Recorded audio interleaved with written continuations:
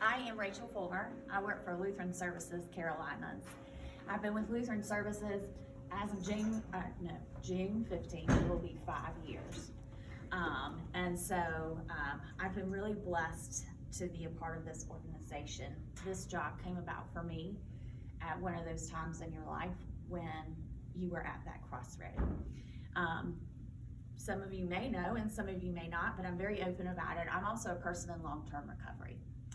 And so when I talk about that crossroad and that ability to move into a different career path, this job came about at just the right time.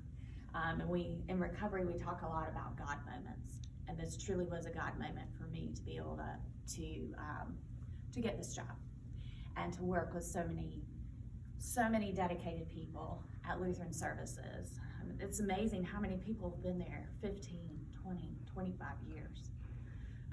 So we've got a great staff. We are statewide, and then we also are in North Carolina as well. So we cover North and South Carolina.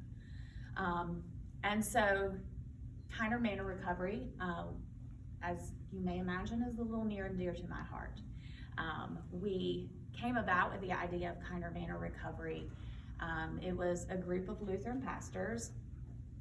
Ted Goins, our CEO, had a meeting and they said, we're not doing enough for individuals suffering with substance use disorder. What can we do? How can we be more involved? And while my bosses knew I was in recovery, that wasn't why they asked me to head up this project, or so to say, right? But the opportunity was there. It was a good one, right? And so I worked with a group of Lutheran pastors to get Kinard Manor Recovery open. It wasn't an easy project to start. I will be honest with you. There's a lot of stigma when you talk about individuals with substance use disorder, when you're talking about alcoholics and addicts, those stigmatizing words. And do they want these individuals next to them, in the house next to them? Do they want them as their neighbor? So we faced some challenges with that when we were starting this program. And it's taken a lot of education, a lot of conversation about, these are individuals that are working on getting their lives back on track. For whatever reason, they got very much off track. And so I want to tell you about one of our residents. She actually was our first resident. She came in July. As I mentioned, we did our open house, I think last year, it was June 30th. And I remember because it was the day before my birthday, and I thought, what a birthday gift, right? And it was hot as Hades that day, I feel like. We had a 2 o'clock grand opening, and it was so hot, much like this week's gonna be dripping hot, 100-degree weather. It was like that in Greenwood. But everybody came together. We had over 70 people there, and it was awesome. It was really awesome to celebrate with the Greenwood community and with the Lutheran community statewide. We had people from all over come, and we were very excited about that. So I want to tell you about, I'm going to change her name, Beth. Beth was one of our first residents at Kinard Manor Recovery. And when Beth came in, she really was having a very difficult time with alcohol. What Beth had learned to do is when there was some troubles in her life, she, rather than have healthy ways of processing what was going on, she turned to alcohol, which happens a lot. At the time when she came into Kinard Manor Recovery, she did not have visitation with her children. She was divorced. Her parents weren't speaking to her. And she was trying to pursue a career in nursing and had failed her class 4 times. And so she came in, she was pretty defeated, right? She was absolutely defeated. But what she did is she developed a core group of women in recovery, right? Part of Kinard Manor Recovery is that social model of recovery support. So it's helping each other. There's 2 to a room, so there's accountability. You're never alone, right? You always have a roommate. There's women in the house. You have chores. You're contributing to the monthly expenses, so there's accountability. She started attending 12-step fellowship meetings. She secured a sponsor. She started working with our house manager, Ashley, on setting some goals, even if they were tiny ones to start with, right? Start achievable goals.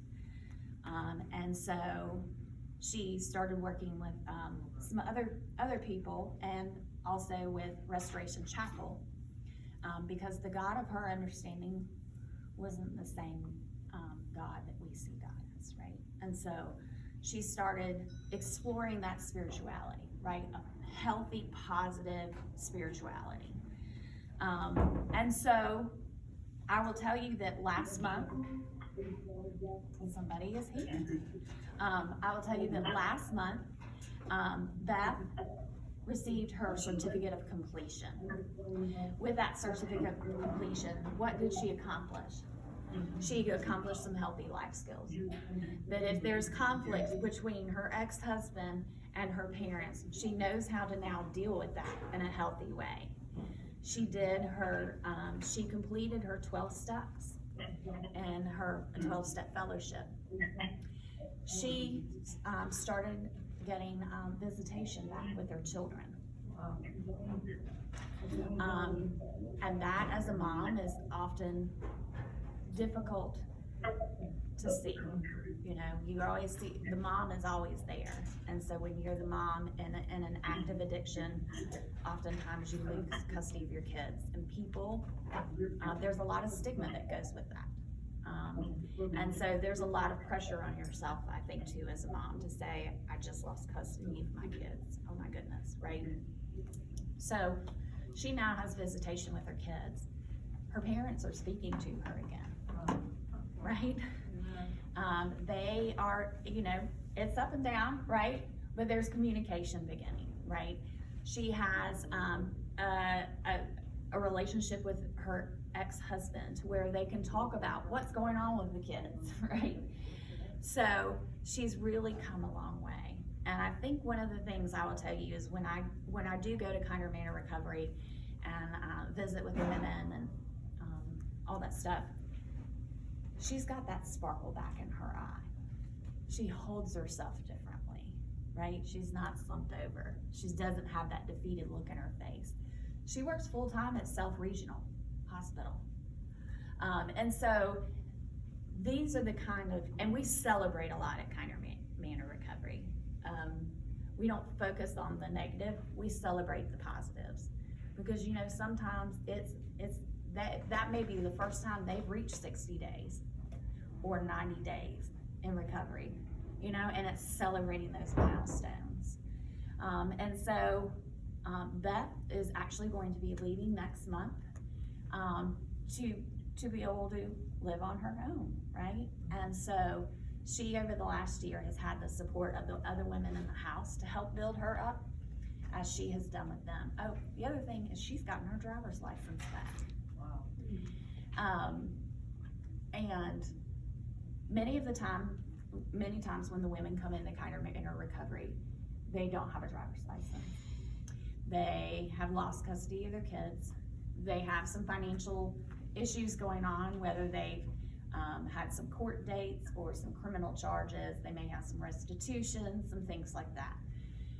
So it's about getting right-sized and all those things. And that doesn't happen in 1 month.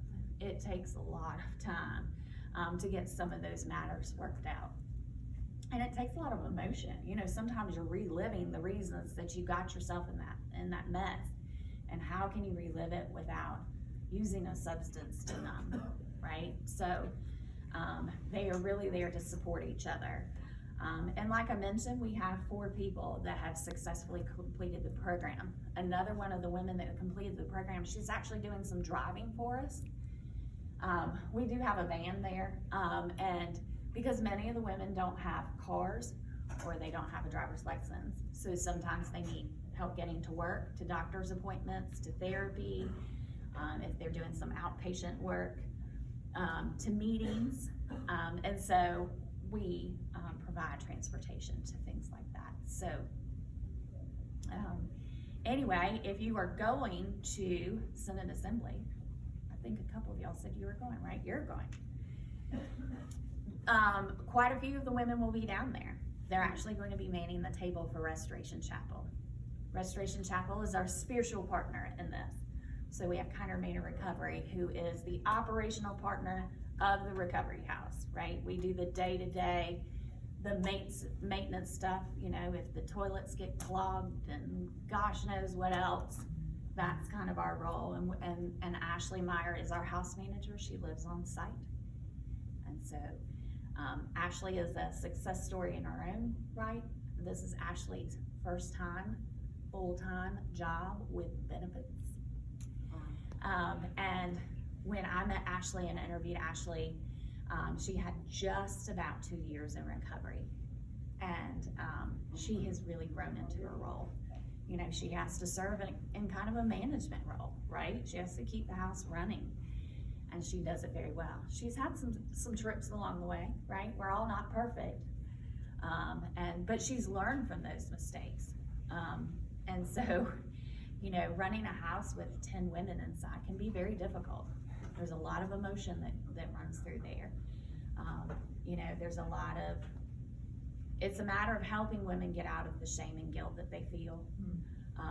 And like we said, celebrating the successes, learning positive, healthier ways to process what's going on. So how do people come to Kinard Manor? We have a requirement that they have 30 days within recovery. Simply because oftentimes when you're in early recovery, you can have some other health issues that may arise. And so especially if you're detoxing off of some sort of substance. And so our staff is not equipped to handle that phase of things. So we do ask that they have 30 days before they enter the program. They actually go to our website and apply online. We found that was the easiest way. So they apply online and Ashley receives the information. She does a phone interview. If we have space and they're fit for the space that we have, then, you know, we explain kind of what the rules are and things like that. This is actually, we've had 2 people leave this last month, so we do have 2 open spaces right now. But we've been full for the past couple months other than this month, and that's simply because we've had some graduates, right? Which is a good thing. And so, like I said, we do the online application process. There's a lot of stuff they have to kind of look at when they come in. You know, we have policies. We want things to run well. So we have policies for things like, where do you smoke? You know, and what are your chores for the week? You know, they have weekly house meetings where they can kind of talk through things. The other thing they implemented, and it wasn't too long ago, in fact, because what they found is throughout the day, you have stuff going on. You've been to work, you're dealing with your children or your ex or this or family or whatever. And at the end of the day, you're just like, oh, right? And so they have started an evening meeting where they can kind of decompress with each other, do some meditation, journaling, things like that. And what it does is kind of help to calm the house at night, right? So it's all those things that we're kind of taught in our day-to-day living, right? Journal, you know, focus on some gratitude, things like that. So that's something that they've done recently that has really helped kind of the mood of the house and settle things down at night and stuff like that. I don't know about y'all, but I always say that squirrels like to run at night for me. Like they run around in my head and I think of everything I need to do the next day, or, you know, make a list of, so I have to make that list before I go to bed, otherwise I'm up all night long. So imagine that times 10. So anyway, so that's something that they've done. They also have a morning meeting where they kind of check in with one another as well. They have a group where they message with one another so they can hold each other accountable. So everybody kind of knows where everybody is. So nobody kind of falls off the radar and, hey, we haven't seen Beth in a day. Where's Beth? So they do that as well. Like I said, they attend some 12-step fellowship meetings in Greenwood. As far as recovery meetings, 12-step fellowship meetings are pretty much what the options are there. And so they attend 12-step fellowship meetings. I think at some points they also go over to Faith Home and go to the Saturday night service there. Faith Home also does their graduations on Saturday nights, so it's a nice time to celebrate as well. And so they're meeting people within the recovery community, building their recovery network, which is important because it's other people that you can lean on. I have to say, I couldn't do my own recovery without my network of recovery people. Yesterday, I was very blessed to go to a Founders Day event. June 10th was the day that Dr. Bob had decided he was going to stop drinking, for those of you that may know AA or anything about it. And so they call it a Founders Day. And it was back, it's the 87th year, I think.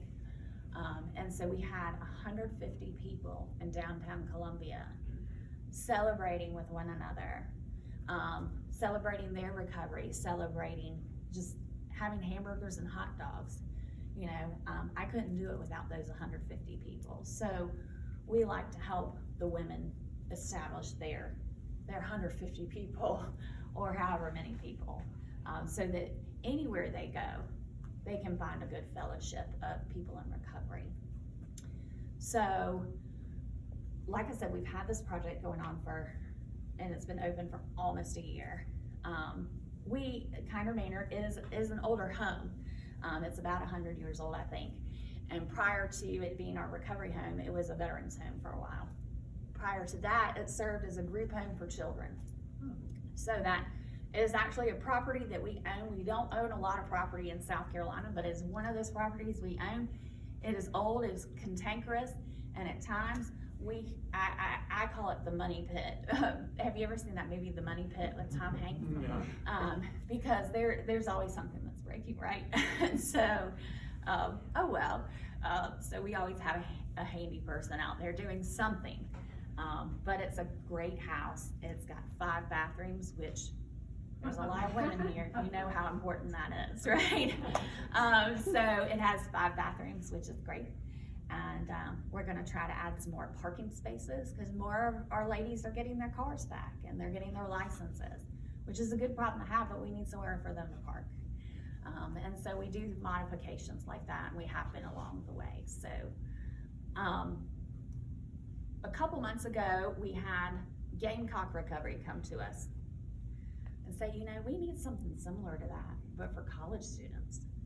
We don't have any collegiate recovery housing that is specifically for young people that are attending college that just want a safe place to stay. I'm sure many of y'all remember your college days, and you know what happened in the room next door, or if somebody had a party, or when you tailgate. There was a lot of action going on. Some of you may attend Carolina or Clemson games, and you know what happens next, the parking spot next to you. So imagine being an 18 or 19 or 20-year-old trying to stay in their recovery, but enjoy college at the same time. It's hard. So we've had a lot of conversation with Gamecock Recovery. We've had some conversation with the Courage Center, which is a recovery community organization, and some of the other collegiate recovery programs. And so we are doing an open house, and I have the flyer here. We are doing an open house for our new collegiate recovery house on August 11th. And so this one's gonna be a little different. This one's gonna be co-ed. There is space, there's meeting space, there's lots of parking there. They can do tailgates during games, basketball games, football games. They can do intercollegiate recovery meetings there. It won't necessarily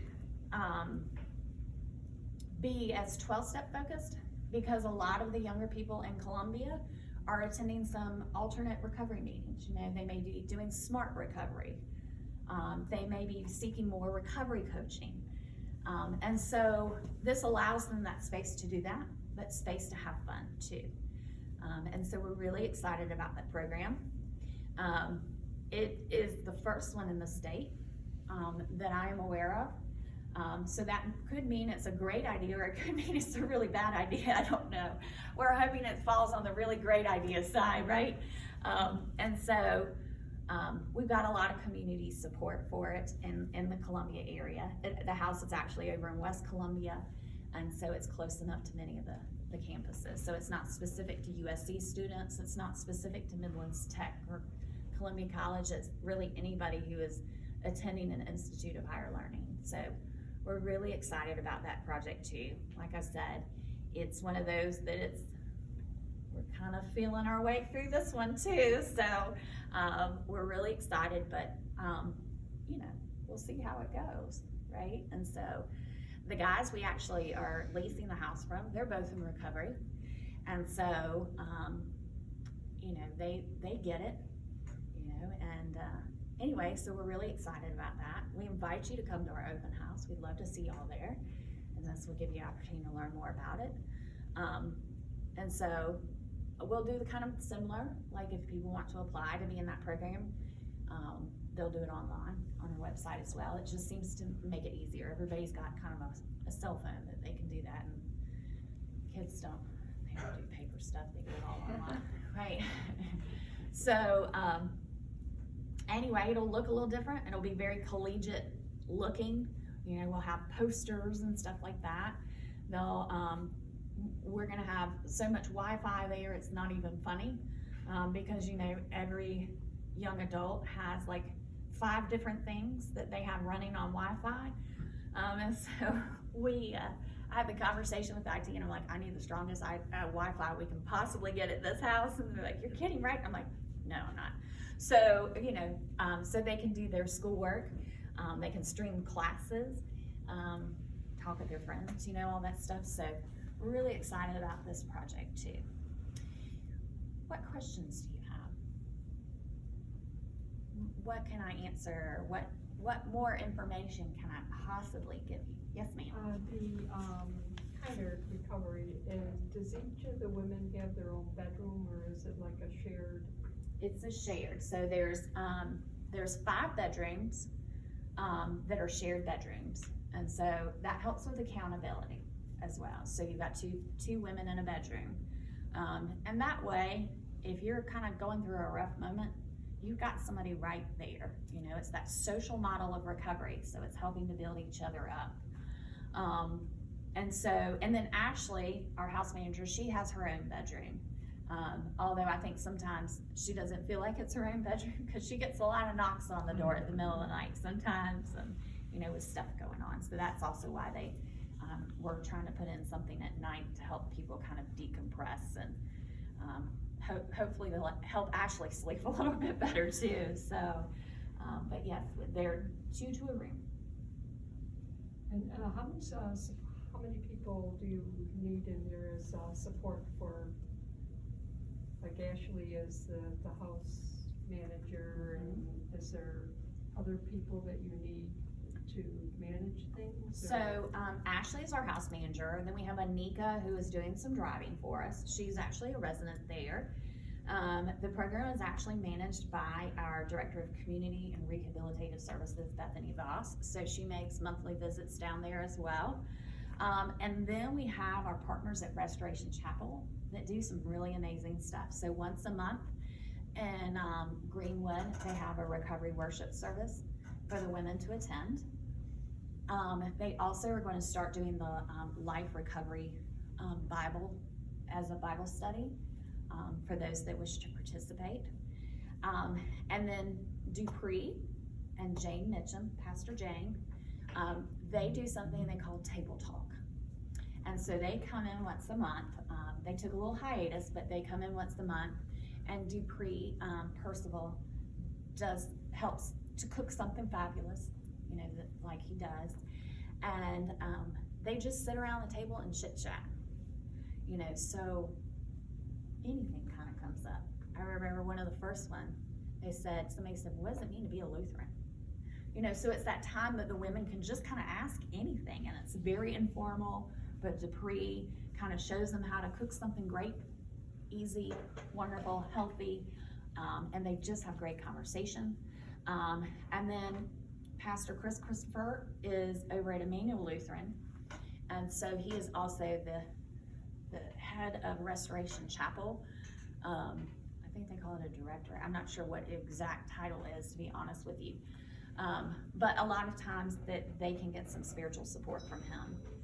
Many of the girls have his number and they call him directly as well. So one of the things they also do, which is really cool, is one of the requirements of Kinard Manor Recovery is they have to give back to the community. They do that, and they love to do it because they go over to Emmanuel Lutheran and work at the soup kitchen on Sundays. And so they usually do it in shifts, but usually each one of them does about 2 Sundays a month. And they go over and work the soup kitchen, and they love it. They love it. So those are kind of some of the supports that are there. We also have somebody that comes in from Voc Rehab to assist with job placement, kind of some job training, kind of check in, see what they might need. There is also somebody that can do some counseling as well, available, and that has kind of started recently. And so they also have Cornerstone in Greenwood, which is similar to Loretta, right? It's the same kind of services. So if people need to seek some more services, outpatient, things like that, they can certainly utilize Cornerstone. And Cornerstone knows us, and we have a relationship, so that's an easy fix. So that's kind of where they get all their support, or most of the things. I'm sure I've forgotten something.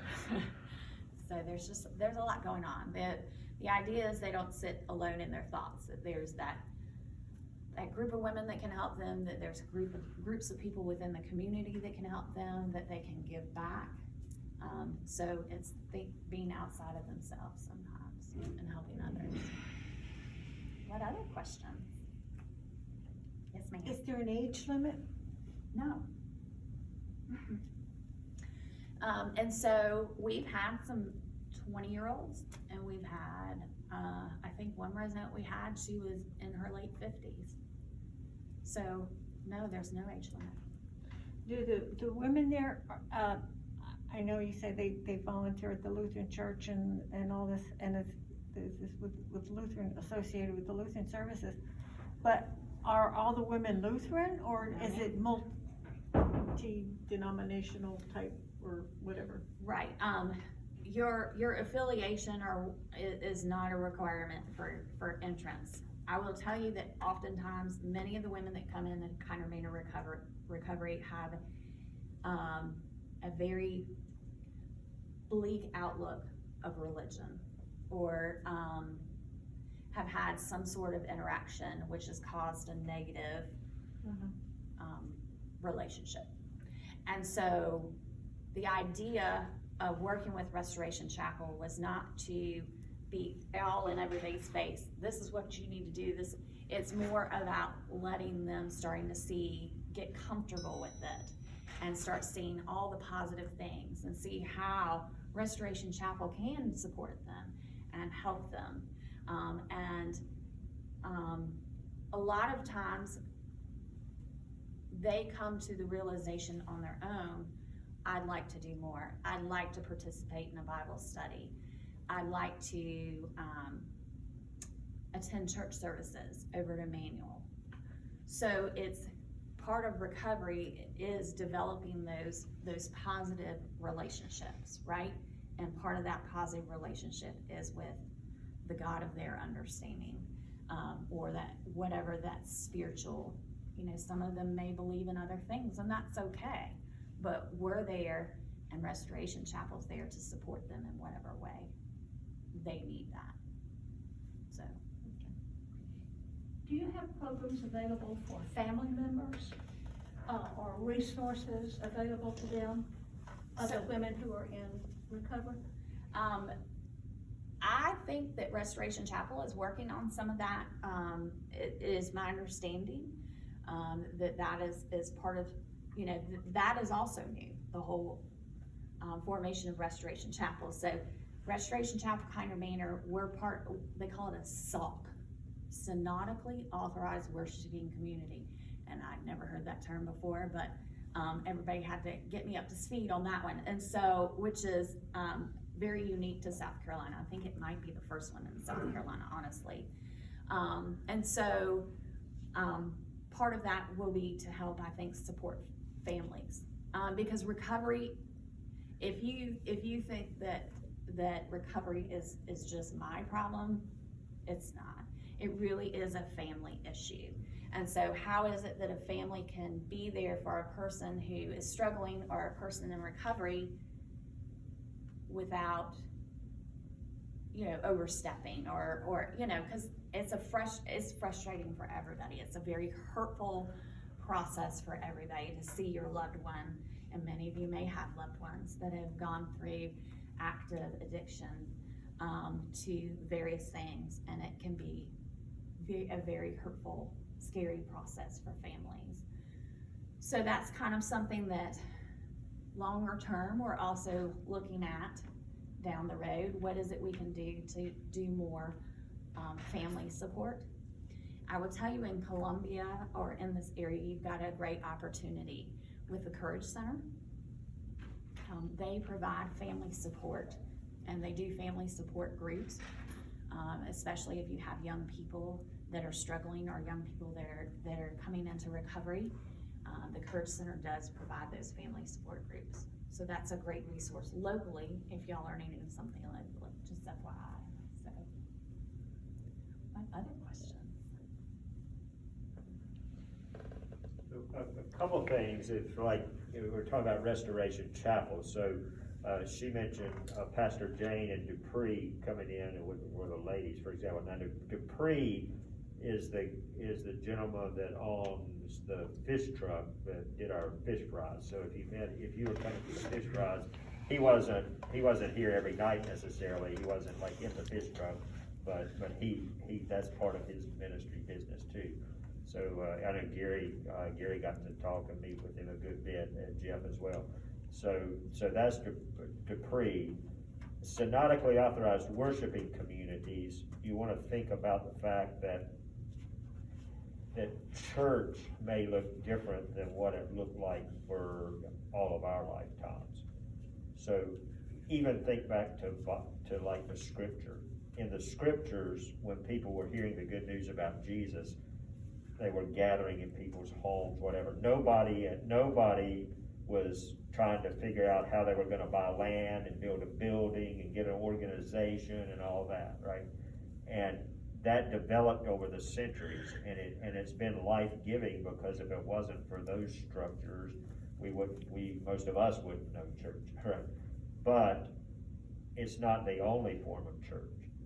And sometimes it can suck energy in so much that you think about how much energy you're spending keeping your buildings going, keeping your property upkeep, running your organizations and your committees, that you're spending so much energy doing all that stuff that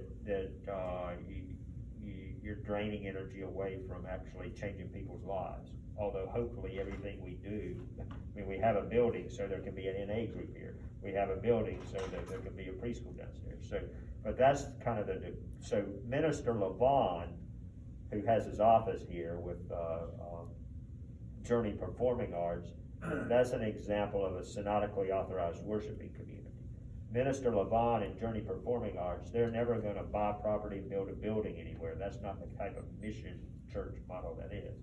They're gathering people together who have gifts for arts and drama and a way to bring them across barriers and experience God and share good news, and that's synodically authorized worshiping community.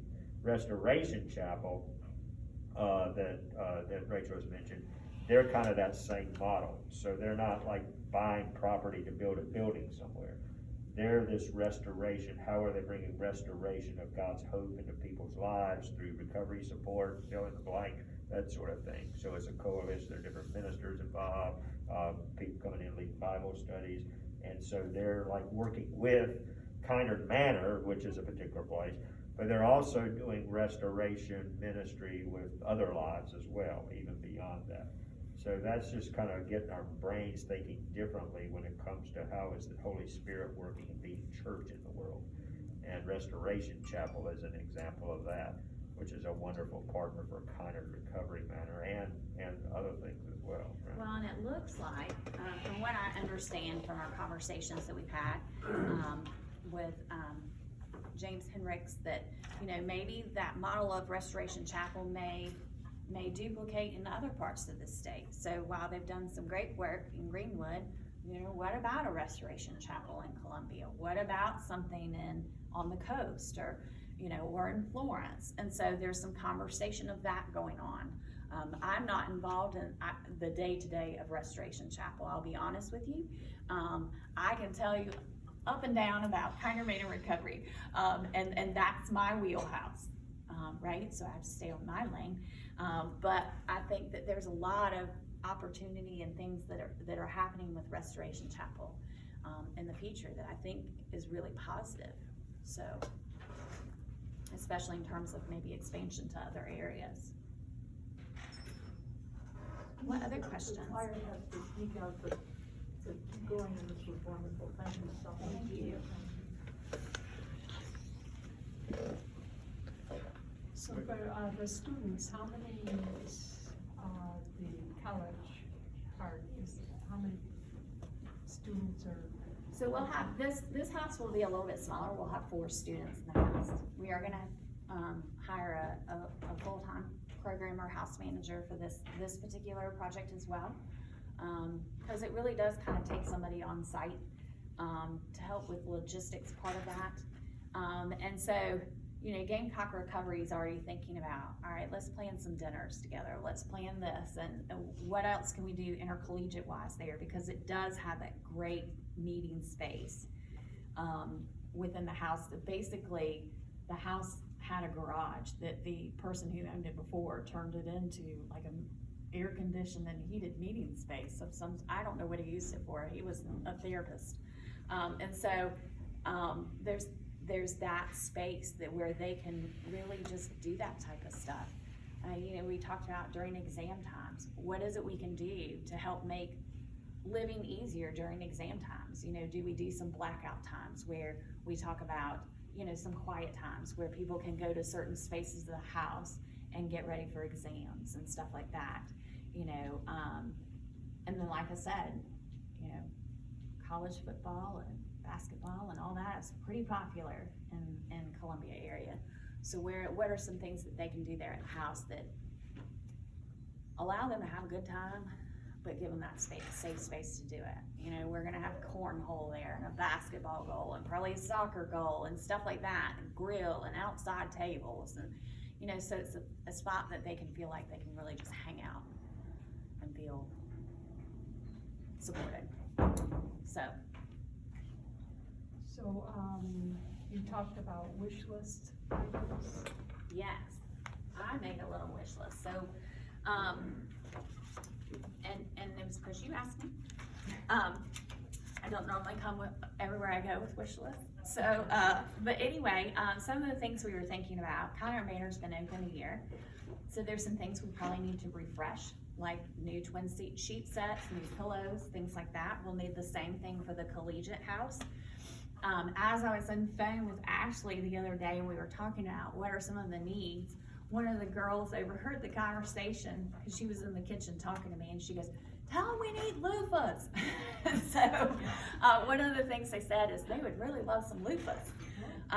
And I said, okay, I'll add loofahs to the list. And so, and then as we've talked about that they're starting that evening meditation and that journaling time, they would love some journals as well. And one of the most favorite things they got from y'all were the Pew Bears. And we do have some women in the house who didn't receive a Pew Bear, and they would love some more Pew Bears as well. So those were some of the things that they put on the list as some requests. So, yeah. What other questions? And there may be overlap, but also would build like the collegiate house, if if there develops a wish list for that, you can let us know that Sure, as well. actually, so we're in the process of kind of collecting furniture and things like that right now. I did put in a grant request to DeOtis for some startup funds, so we'll see what they come back with.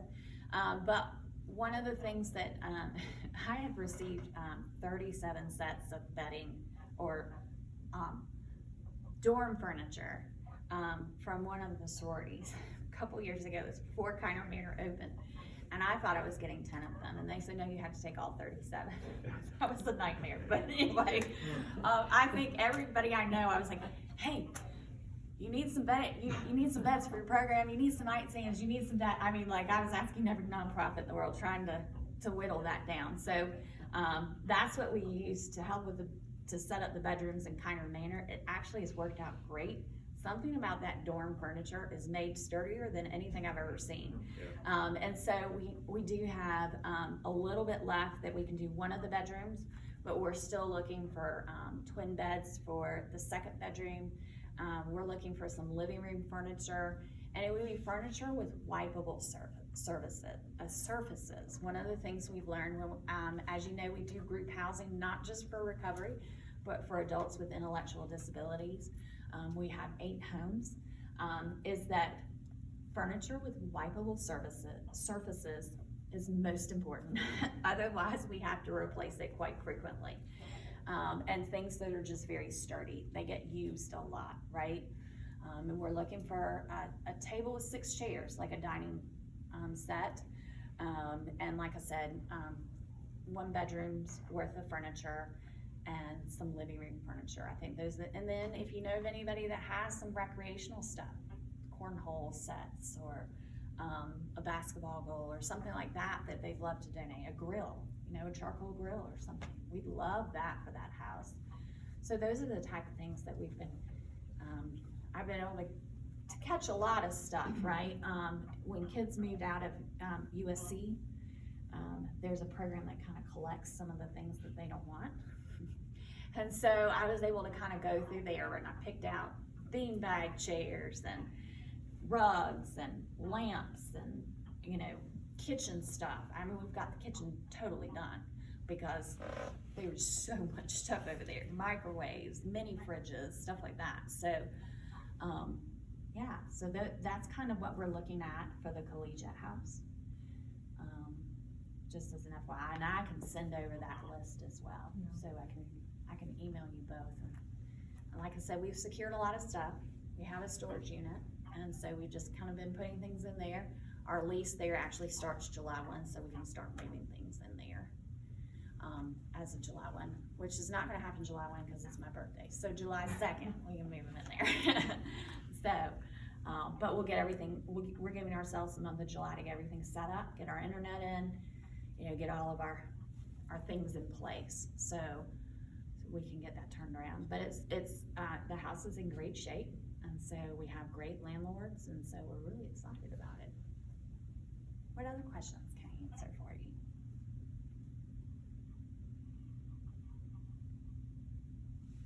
Well, I appreciate y'all letting me come visit with y'all today. Thank you, Rachel. Really enjoyed it. Thank you so much. My son is actually at home. He went to Carowinds yesterday, and I just kissed him goodbye and said I would be back in a while. He is exhausted and sunburned. So anyway, I said, no worries. You do not have to get up at 6 with me. Just go back to sleep. So the joys of summer, right? So anyway, I'll run home to him after our next little 10:30. Just right at the beginning of the service. Yeah, that'd be great. And get him up and rolling so he can go visit his dad today. His dad lives in Mill Springs, so we're gonna meet halfway. He's gonna get to go see his dad, so that's good stuff. So, thank you so much. I really appreciate it. Thank you for